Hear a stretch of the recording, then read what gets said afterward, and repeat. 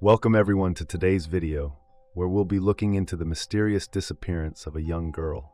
Our story begins on May 26, 2005, when Natalee was taken by her mother to a friend's house, from where they then headed to the airport. Natalee's class was about to embark on a 5-day graduation trip to Aruba. She and 124 classmates, along with 7 teacher chaperones, were preparing for the trip. This spectacular end-of-year excursion was a long-standing tradition at the high school Natalee attended, located in an affluent suburb of Birmingham, where almost all students came from wealthy families.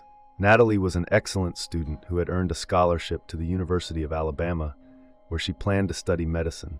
Natalee Holloway was born on October 21, 1986. When she was 7 years old, her parents, Beth and Dave Holloway, divorced, leaving Beth to raise Natalee alone for 7 years before marrying Jug Twitty, a prominent Alabama businessman. The family lived in Mountain Brook, a wealthy community in Alabama.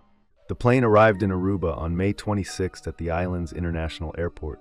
The students had already decided that they would stay at a hotel located on the northwestern part of the island, only about a 17-minute drive from the capital. With that, the celebration began. According to witnesses, the students partied wildly and drank heavily, to the extent that the hotel management declared they would not welcome them back next year. Natalee's classmates later said that she, too, had been drinking a lot, so much that she often skipped breakfast in the mornings. However, her mother claimed that Natalee wasn't known for being a heavy drinker, admitting, "Natalee was very smart, but also very naive." On May 29, 2005, the day she disappeared, Natalee went to the hotel casino, where security camera footage showed her sitting near an unknown man. Later that evening, witnesses reported seeing her at a nearby bar where she was talking to a man, and around midnight, she left with him. That was the last time anyone saw Natalee Holloway before her disappearance. The next morning, when she didn't show up for the flight home, her friends searched her hotel room and found her passport and luggage. Everything seemed ready for her return trip, but she had vanished without a trace. Natalee's mother was immediately informed about her daughter's disappearance and flew to Aruba the same day with her husband and several friends to help with the search. Upon arriving on the evening of May 30th, Beth went first to the hotel, hoping to find some clue that could lead to her daughter. After searching the hotel and speaking to people in the area, the mother finally reviewed the casino's surveillance footage. In it, Natalee is seen sitting a few seats away from a man whom hotel staff later identified as 18-year-old Joran van der Sloot. Some people also claim that the man Natalee was seen dancing with that night was Joran as well. After some of her friends managed to obtain Joran's address near a local lighthouse, Beth contacted the Aruban police. At that point, however, Natalee was not yet officially considered missing, since 48 hours had to pass before such a report could be filed. This legal barrier undoubtedly slowed down the police's initial response. Several witnesses later described the Aruban police as slow and indifferent, convinced that Natalee would eventually turn up. Nevertheless, when Joran was questioned by police at his home in the nearby town of Nord, it quickly became clear that his story was, at the very least, inconsistent. At first, he claimed not to know Natalee at all, but when he realized the police had witnesses and video footage, he began to tell his own version of events. He said that he had met Natalee at the casino, where she had invited him to join her that evening at a nearby bar. Joran initially refused, saying that Sunday nights there were usually boring, but he later decided to go.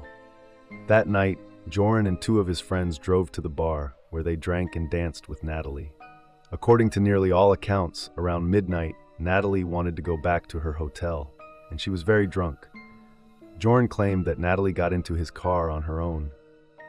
Whether because she wanted a ride back to the hotel, or simply wanted to hang out longer with them, was unclear. Most sources agree that Natalee asked to be driven back to her hotel, and Joran said he agreed. This is where the contradictions in the story begin. At first, Joran said that they drove Natalee to her hotel. He claimed that when they arrived, she got out of the car but refused his help. He also added that while the girl was walking toward the hotel entrance, they saw a man in a security guard's uniform approach her, and then they drove off. Later, however, Joran changed his story, saying that they had stopped at a lighthouse first. Although Joran's story kept changing, he and his friends consistently maintained that Natalee was alive when they last saw her. As tensions grew between the Aruban police and Natalee's parents from Alabama, they decided to continue the search along the stretch of beach near the hotel. After public appeals were broadcast on the radio, tourists and Aruban residents joined the search. About 100 tourists and several dozen locals combed a 4.5-kilometer stretch of beach all the way to the lighthouse. By this time, the case had gained international attention. The Dutch Marines joined the search with helicopters and off-road vehicles, and the Minister of Justice even declared a public holiday so government workers could participate in the search. At that point, the search was also extended to the sea just off the coast. But despite the large number of people involved, no physical evidence was found. As a result, both the authorities and Natalee's parents began to focus their attention on Joran, the last person known to have seen her alive. On June 9th, 10 days after Natalee's disappearance, and under mounting pressure from the media and her parents, the Aruban police finally arrested Joran and his friends. During interrogation, however, the boys changed their story once again. This time, they claimed that after going to the lighthouse, they left Joran and Natalee alone on the beach, about half a mile from her hotel. On the beach, according to Joran, Natalee was so drunk that she drifted in and out of consciousness and could barely walk. At that point, he said, he left her there on the beach, and that was the last time he saw her. In one of his first public interviews, Joran used this version as his alibi. It was a very irresponsible thing to do, I know, and that's the one thing I'd take back. But at the time, it didn't seem wrong. After about a month of false leads and dead ends, Joran's friends were eventually released, while Joran himself remained in custody at the San Nicolas prison on the southern part of the island. By this time, Natalee's case had become a major international story, and tips flooded in from all over Aruba, so many that the police found it increasingly difficult to separate truth from fiction. In July 2005, a homeless man claimed he had seen a woman's body at a landfill, but after multiple searches, nothing was found. That same summer, a suspicious barrel was spotted floating near the shore, but when it was opened, it was empty.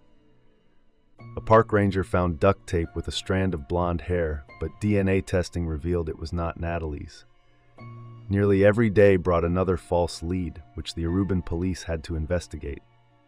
And since there was no new information about Natalee, they were eventually forced to release Joran, a decision that infuriated her parents, especially her mother, Beth. Around this time, a recording surfaced in which one of Joran's friends allegedly confessed to having had sexual contact with Natalee and implied that she was drunk that night. The Dr. Phil show aired the recording, and Natalee's mother saw it on television. However, after the episode aired, reports emerged that the recording had been edited to make the boy appear guilty. In response, Aruban authorities released the full, unedited version, and the two versions were widely compared. After his release, Joran began exploiting his newfound notoriety for personal gain. Over the following years, he came up with outrageous stories, claiming, for example, that he had sold Natalee into sexual slavery or that he had been involved in blackmail schemes. Following his release, Joran gave numerous interviews. He knew exactly how to manipulate the American media. With each new version of his story, he drew the spotlight back to himself. In 2008, he claimed that months before Natalee's disappearance, he had met a man who, quote, was looking for a blonde girl for money. He also claimed to have a recording of himself and his father discussing the deal. The interview began with Greta talking to Joran, who said he had a tape in which he and his father talk about selling Natalee into sex slavery. He then claimed that on the night Natalee disappeared, he took her to the beach, where he handed her over to the man for money.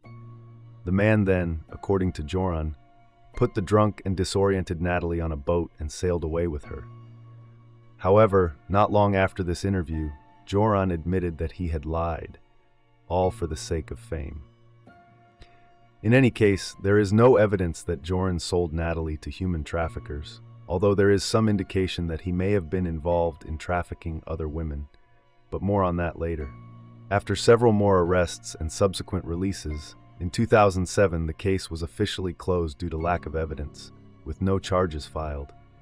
However, many people blamed the Aruban authorities just as much as they blamed Joran, if not more. It was often mentioned that during the first 2 or 3 days, no real action was taken, and that Joran and his friends were detained and released multiple times. This only strengthened the public's belief that the Aruban government was corrupt or perhaps even trying to cover something up. Then came an unexpected twist. In February 2008, the case was reopened after Joran made a surprising confession. In the months prior, a Dutch investigative reporter named Patrick van der Eem had befriended Joran after meeting him in a Dutch casino. Patrick pretended to be a drug dealer and claimed he regularly used cocaine with Joran in order to gain his trust. After equipping his own car with hidden cameras and microphones, Patrick's goal was to get Joran to confess on tape. By January 2008, after nearly 20 hours of recordings, Patrick still hadn't obtained a full confession, but throughout the recorded conversations, Joran repeatedly implied that he had deliberately gotten Natalee drunk. Of course, Joran later retracted this confession, claiming that he had been under the influence of marijuana and that he only said those things to impress Patrick. Later, underwater searches were conducted near the hotel, but they yielded no results, and this confession led nowhere. Months later, another hidden camera recording surfaced, allegedly showing Joran trying to convince two Thai women to travel to the Netherlands and work as dancers in a sex club. This recording, too, did not lead to any charges, and once again, the case went quiet. About 4 years after Natalee's disappearance, there was still no physical evidence, and no one had been held accountable. Thus, in 2012, an Alabama court officially declared Natalee Holloway dead, bringing the 7-year-long case to a legal close. However, the case did not fade from public memory. Over the years, numerous theories have emerged about what might have really happened to Natalee. The most widely circulated theory suggests that Joran was responsible, that he either sold Natalee or killed her after a night gone wrong. According to supporters of this theory, amid the loud music and flashing lights, it would have been easy to slip something into Natalee's drink, especially since she was already drunk. Since none of the men gave a reliable confession, and there is no physical evidence, this too remains just a theory. Another theory suggests that Natalee lost consciousness or died on the beach, either from alcohol poisoning or some other cause. In that case, Joran or one of his friends may have thrown her body into the ocean. Many people dismiss this theory because underwater searches near the shore found nothing. If someone had dumped a body that close to land, it would likely have washed back onto the beach. Others, however, believe that if the body was taken far enough out, the currents could have carried it deep into the Caribbean Sea. The final theory claims that the Aruban government covered up Natalee's death. Some believe that the government protected Joran in an effort to preserve Aruba's reputation. They argue that the fact that it took weeks before the security camera footage was even requested shows that the authorities had no intention of solving the case. In most places, surveillance footage is automatically deleted after a week. By the time they asked for it, much of it was likely gone. But just when it seemed that the case held no more surprises, another shocking twist occurred. In 2010, Joran was arrested for another crime, the murder of Stephanie Flores in Peru. Security cameras captured him meeting Stephanie in a casino, and later the two were seen entering Joran's hotel room together. Shortly afterward, Joran was arrested and confessed to qualified homicide and robbery. He was sentenced to 28 years in prison and transferred to a maximum security prison in Peru. After his arrest, Natalee's family tried to persuade him to finally confess what he had done to their daughter, since he had nothing left to lose. But Joran refused to make any statement about Natalee's case. Perhaps he believed that after serving his 28-year sentence, he could still live out his later years as a free man.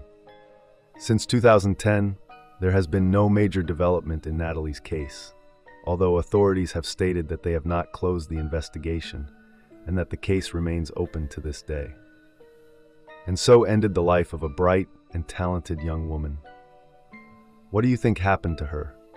Was Joran truly responsible, or did something entirely different take place on that fateful night? Share your thoughts and theories in the comments. Thank you for joining me today.